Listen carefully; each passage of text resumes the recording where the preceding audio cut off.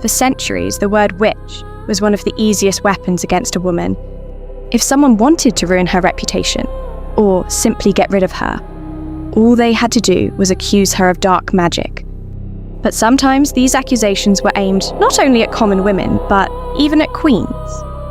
In today's video, we'll talk about royal women who were accused of witchcraft, and whether there was ever any truth behind those claims. The first Queen of England ever accused of witchcraft, and even imprisoned because of it, was Joan of Navarre. Joan was, in every sense, a rather remarkable woman who lived a very interesting life, although apparently the creators of modern TV series don't think so. Because, unlike Elizabeth Woodville or Anne Boleyn, she hasn't even been granted a single second of screen time in any historical drama.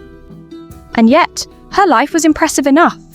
For starters, she was the mother of 9 children, which already says quite a lot about her survival skills. She ruled Brittany as regent, later married the King of England, and lived to nearly 70 years old, which, as you understand, was something quite exceptional for that time. But let's go through everything step by step, and try to figure out at what point in such a busy life she somehow managed to become a witch. We know very little about Joan's early life. Although she was the daughter of the King of Navarre, no one even bothered to record her exact birth date, only the year, 1368. In fact, we know almost nothing about her childhood until the age of 12, when her engagement and marriage to the Duke of Brittany were arranged. And unfortunately, that was the fate of many princesses of that era. Their lives were simply not considered as historically important as the lives of royal sons. During her marriage to the Duke of Brittany, Joan gave birth to 9 children, a number that still honestly amazes me. When her first husband died in 1399, Joan became regent for their young son and ruled Brittany for nearly 5 years, successfully dealing with political conflicts and governing the duchy. So clearly, she was a capable and intelligent woman. Around that same time, the future King Henry IV of England, who was then living in exile, happened to be staying at the Breton court. And apparently, he noticed the still very beautiful 30-year-old widow. Later, after becoming king, he proposed marriage to her. And it seems this marriage may actually have been a love match, because Henry spent an absolutely astronomical sum of money on his new queen, 10,000 marks a year. No Queen of England before her had ever received such a generous allowance. I even tried to roughly convert that amount into modern money, and it comes out to something like $8 million a year. And that was not even counting the lands, estates, and various gifts she also received from her new husband. However, Joan paid a very high price for becoming Queen of England.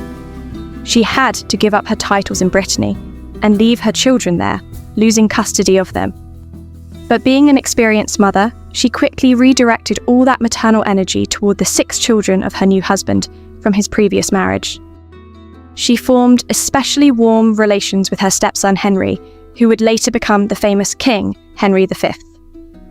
Joan often defended him in arguments with his father, although at the time she had no idea how he would later repay her for that loyalty. After her husband's death, Joan chose to remain in England as Queen Dowager, and at first Henry V treated her quite kindly. But, as often happens in life, money soon interfered with family relationships. Henry V was spending enormous sums on his military campaigns, and the very generous income that his stepmother continued to receive suddenly looked rather tempting. It's not entirely clear whether Henry himself came up with the plan or whether it was suggested by his advisors, but the first step was the arrest of the Queen's confessor. Under questioning, he quickly declared that the Queen had planned to kill the king using witchcraft, and soon after that, Joan herself was arrested. What's interesting is that, although she was accused of witchcraft and sorcery, she was never actually punished for it. Attempting to murder the king was an extremely serious charge, and the fact that she was never brought to trial suggests that Henry himself probably understood that the accusation was rather convenient fiction. And besides, executing a Queen of England would have been considered very bad form. Well, at least until Henry VIII, who clearly had different opinions on that matter. Instead, all of Joan's property and income were confiscated by the crown, and she was imprisoned in Pevensey Castle for several years. Now, if you're imagining some dark, damp, medieval dungeon, that's not quite what happened. Pevensey was actually a comfortable residence where Joan could ride horses, eat exotic fruit, and still had servants attending to her. The only thing she no longer had was her previous income. So, essentially, it was imprisonment, but also a very convenient cost-cutting measure. A few years later, when Henry V fell gravely ill shortly before his death, he ordered Joan to be released and her property returned. Joan outlived her stepson by almost 15 years and died peacefully in 1437 in comfort and wealth on her estate. And so ends the rather remarkable story of a woman who, during her lifetime, somehow managed to be a duchess, a queen, and just a little bit of a witch. But perhaps the strongest witchcraft reputation of all women in English history belonged to Elizabeth Woodville. The reason was quite simple. No one could understand why the young King Edward IV, on May 1st, 1464, suddenly married a widow with 2 children, 5 years older than him, and of rather questionable social standing.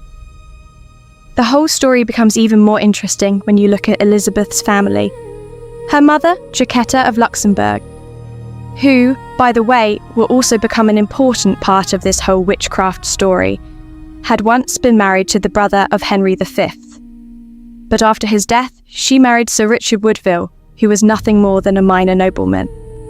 And, by the standards of that time, that was quite shocking. After all, she had been related to the royal family. But, as we all know, love can be surprising. And just like her mother had once married beneath her rank, Elizabeth did something similar. Only this time, the difference in status was even more dramatic, because she had become the wife of a king. So naturally, the court began whispering. Many believed that the king must have been bewitched, enchanted, or somehow placed under a spell. And there was another detail that made the rumours even more interesting. Jacquetta, and therefore Elizabeth as well, was believed to be descended from Melusine, a legendary serpent woman who was supposedly the mythical ancestor of the House of Luxembourg. In reality, however, the only thing connecting Jacquetta to Melusine was the fact that she owned a book about the legend in her library.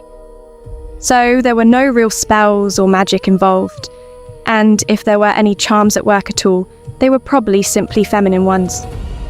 Because Elizabeth Woodville was considered a true beauty by the standards of her time. Long fair hair, pale skin, and striking eyes that many contemporaries described as almost dragon-like. But in 1469, when King Edward was captured by the Earl of Warwick, Elizabeth's father and brother were executed. While Elizabeth herself once again hid with her children, her enemies decided to strike at her family in a different way. Jacquetta was accused of witchcraft. One of Warwick's supporters even produced a small lead figure, claiming that it had been made by Jacquetta for use in sorcery and magical rituals. But they had chosen the wrong woman to attack. Jacquetta responded quickly and intelligently. Instead of remaining silent, she wrote a letter to the mayor and aldermen of London, reminding them of the help she had once given the city, and asking them to intercede on her behalf. Then, Jacquetta appeared before the King's Great Council. There, she accused her main accuser, Thomas Wake, of long-standing malice against her, claiming he had deliberately tried to destroy both her reputation and her life. The council examined the case and cleared Jacquetta of all accusations. She even insisted that this decision be formally recorded. Honestly, if Jacquetta had lived today, she probably could have worked as a lawyer, or even a judge. But unfortunately, this was not the end of the witchcraft accusations against her family. In 1484, the accusations resurfaced again when the Parliament of Richard III declared the marriage between Edward IV and Elizabeth Woodville invalid. One of the arguments used was that the marriage had supposedly been arranged through witchcraft and sorcery practiced by Elizabeth and her mother Jacquetta. At that time, Elizabeth herself could do very little to defend herself. Her children were effectively hostages of Richard III, but eventually justice was restored. Before marrying Elizabeth of York, the daughter of Elizabeth Woodville and Edward IV, Henry VII repealed that parliamentary act. And with that decision, Elizabeth Woodville's name was finally cleared of witchcraft accusations. And now, our final heroine. Last on the list, but certainly not the least famous, Anne Boleyn. Interestingly, Anne herself was never officially accused of witchcraft during her trial. Yes, she was accused of adultery and even incest, but not of sorcery. And yet, despite that, a reputation of a woman with mysterious and almost magical powers somehow formed around her. Because how else could people explain that the king, after 24 years of marriage with Catherine of Aragon, suddenly decided to annul that marriage? Surely, they said, some kind of love potion must have been involved. For some reason, Henry's well-known enthusiasm for women was rarely taken into account. But let's try to understand who actually started spreading all these rumours, once again blackening the name of a woman who had already suffered enough. Part of the blame can probably be placed on the Catholic dissident Nicholas Sander, who wrote the book The Rise and Growth of the Anglican Schism in 1585, while living in exile during the reign of Elizabeth I, the daughter of Anne Boleyn. In his book, Sander describes Anne Boleyn as having a protruding tooth, 6 fingers on her right hand, and even a large wen beneath her chin, which, according to him, made her look rather witch-like. However, Sander's account should really be seen for what it was: Catholic propaganda, an attempt to discredit Elizabeth I by tarnishing the reputation of her mother. After all, Sander was only about 6 years old when Anne Boleyn died, so it is highly unlikely that he ever knew her personally. And he was a priest, not a courtier, which means he could hardly have heard any real court gossip about her. In fact, none of Anne's contemporaries ever mentioned an extra finger, a protruding tooth, or anything like that. But what is truly ironic is that the second wave of witchcraft rumours about Anne appeared much later, in the 20th century. For almost 400 years, no one really claimed that Anne was a witch, and then suddenly the idea returned. In 1931, anthropologist Margaret Murray suggested that Anne Boleyn might have been connected to pagan practices and witchcraft. Then, in her 1979 biography of Anne, writer Nora Lofts argued that Anne might have been a witch because she supposedly had a mole on her face. So, if you happen to have a mole on your face as well, you might want to grab a broom and start brewing potions, because apparently that makes you a witch. Argument number 2. Anne had a dog named Urian, which also happened to be one of the names sometimes associated with Satan. And so, little by little, the idea that Anne Boleyn was somehow connected to witchcraft began to creep into popular culture. So much so that a portrait of Anne hangs in the corridors of Hogwarts in the Harry Potter books. And she is even portrayed as an ancestor of Sabrina Spellman's witch coven in the Netflix series Chilling Adventures of Sabrina. But anyone who has ever really looked into Anne's biography knows that she was a deeply religious woman, and would hardly have resorted to such tricks. Yes, there was a story in her life involving an astrologer who predicted that she and the king would have a son, but consulting an astrologer is still very different from being a witch. So, what do you think? Was there something supernatural about Anne? So, after everything we've talked about today, it seems that none of these women were witches at all. There was no proof, no real magic, only rumours, politics, and very convenient accusations.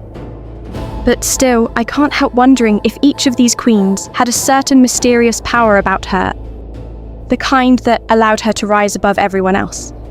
And maybe a little bit of that power exists in every woman. But what about you? Do you believe in witchcraft? And if you know other royal women who were once accused of it, tell me in the comments. Maybe we'll make a second part, and make sure you've left a like on the video. See you in the next one.